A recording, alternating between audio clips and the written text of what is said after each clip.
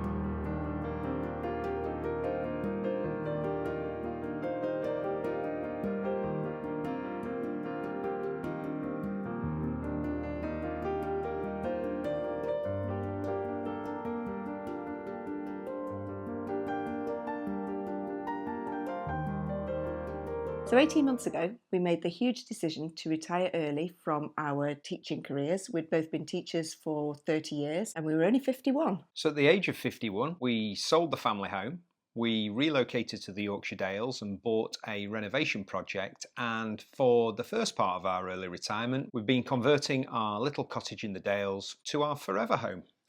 And that project's now finished, and we've spent quite a lot of time travelling. We've been to America and we've been to Europe on an extended trip.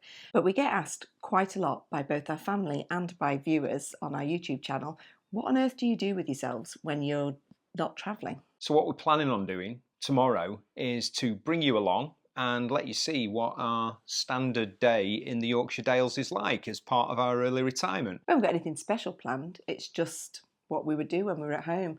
I don't think there is such a thing as a typical day in our retirement because there's always something to do. So we'll see you in the morning.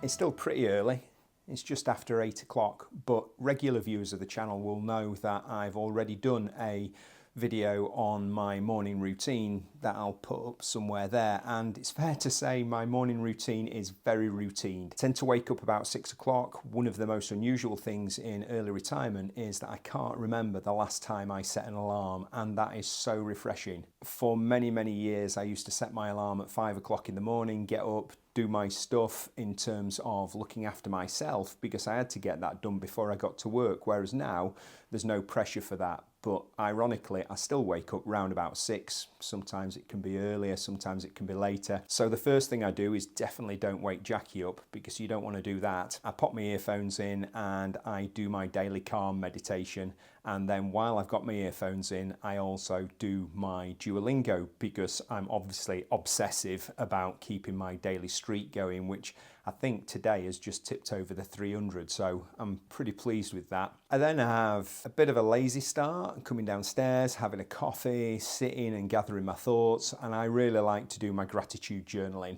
I do that via the 6-minute journal. I find it's a really good structure for me. Thinking about the things that you are grateful for at the first thing in the day is just a great start to the day. I then go through and look after my physical self, so I try and do a daily stretch. It's only a 10-minute routine. It's got about 6 or 7 different stretches in, but it's something that I can fit in. And then I do some sort of fitness. So this morning I just did a 10-minute fitness circuit. It's quick, easy to do, but it's just something to work on my strength.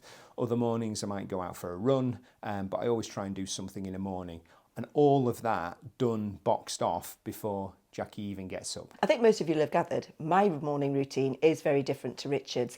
He gets up really early and I make the most of just having an extra hour in bed. In very kindly sometimes brings me a cup of coffee and I will just sit and scroll the news and the internet. I also take that time to catch up with replying to all of the lovely comments that we get on YouTube, which is really nice to see. And actually we started getting a lot more now, so that does take longer, so I can stay in bed longer. Something that I never had in my routine when I was working is breakfast.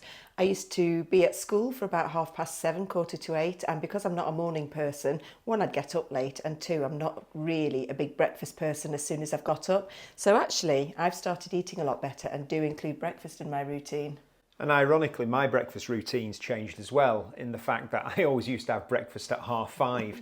And now one of the things I'm trying to do in early retirement is intermittent fast. So at just after 10 o'clock, I have to wait to Jackie to get up. But it's really good because I have my first meal at 10 o'clock and I try and have my last meal at 8 o'clock at night, which means my body's got a big rest. But yeah, I'm pretty starving now. I'm just going to point out, he's being quite rude then. I don't get up at 10, I get up at about 9. He says he's not eating till 10 because he's intermittent fasting. Just want to clear that one up. Fair enough. So one of the things we really enjoy about early retirement is the opportunity to have breakfast together.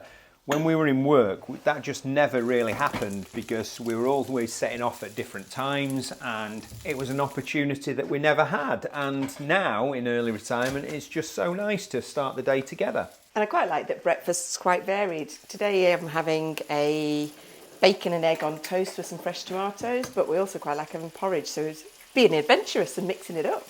Okay, so we're breakfasted, that's part of our routine, and the next thing we're going to do is get out and shoot some footage for one of our upcoming YouTube videos. And it is actually a beautiful day, so I think we might go for a bit of a hike as well, which we do try and get out most days and do a couple of miles. Ironically, over the course of the first year of early retirement, we've actually started, I think, a little bit to love doing our little YouTube videos. We do try and find quiet places to film because there's nothing worse than lots of people coming in front of us, which distracts me particularly.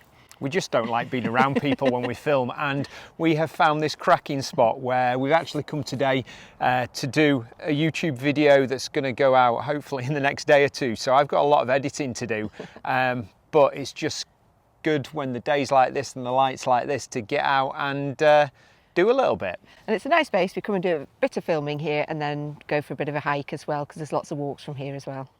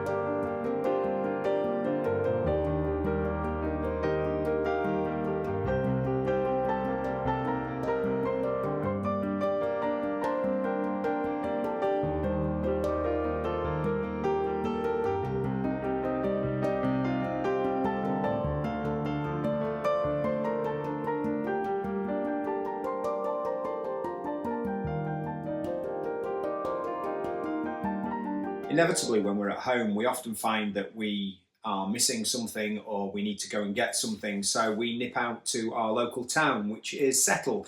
It's got a cracking booths and it just provides everything you could possibly require.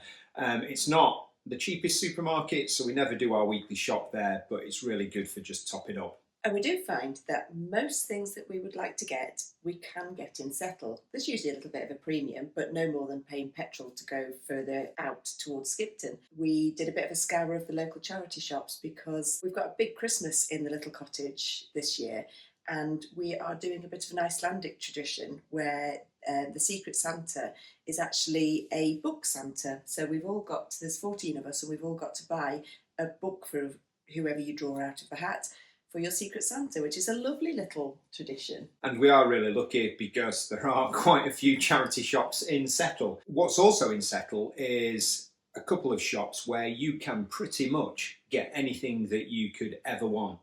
When we were doing the renovations, that was really handy. When we first moved here, we kept nipping into Skipton and Keighley thinking that that's where we'd have to buy all our DIY stuff. But these two shops, pretty much anything that you would like, whether it be paint or bits of wood or different screws and nails and door knobs, you can get them in Settle. What all of this does justify is our decision to move to where we've moved to in our early retirement. We wanted a rural location, but we didn't want to be so rural that you'd got an hour's drive to the nearest town. And Settle it's a small town, but it's got everything we want, and we're really enjoying just buying stuff and making sure that we're just putting money back into our local economy. One of the things I really enjoy doing every day is to take a little bit of time out and to do some video editing.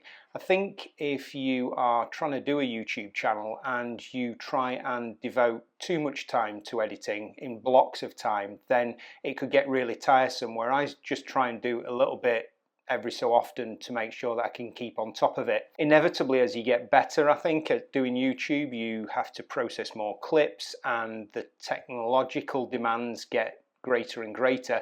But one of the great things about YouTube in itself is it's a great teaching tool. So prior to starting our YouTube channel, I had no idea about anything to do with video editing or uploading YouTubes or anything to do with running a channel, whereas I think there's everything out there on YouTube where you can learn, and try and learn every day, and not a day goes by when I'm trying to do something that I don't have to refer to someone who's a lot cleverer than I am to just get some advice and find a way around how to do certain things. So it feels like we are getting towards the end of a very long day. I hope it's as tiring for you as it is for us, bringing you along for a day in the life of our early retirement. Something that's a big thing for us, though, as you've probably picked up from lots of our videos, is cooking. And every night we do set about and cook a nice proper meal. It does sound really twee, but we're enjoying that in our early retirement. For so many years, when we were working and we had the kids, we were tending to run around after them. They were doing clubs every single night, and we were like ships that pass in the night. Yeah, so we are actually enjoying just chilling out and cooking together. So tonight we have got sausages and mash with sausage and a nice gravy, onion gravy. So let's get to it.